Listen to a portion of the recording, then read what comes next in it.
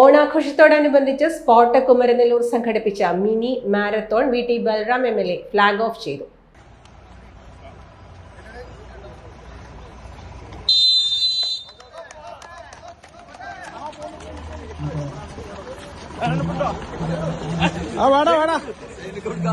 President K Nurul Ameen അധ്യക്ഷത വഹിച്ചു.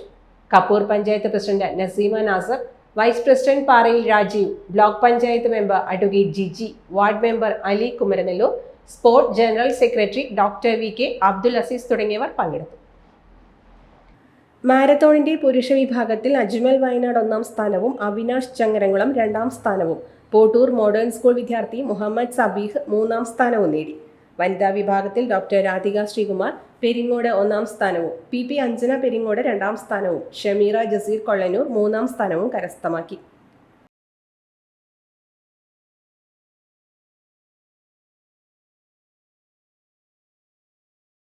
Time Kids Preschool, Mannannur road, Vaniyamkulam. Dot View News. കാഴ്ചകളാണ് ലോകം, കണ്ടു തുടങ്ങുക.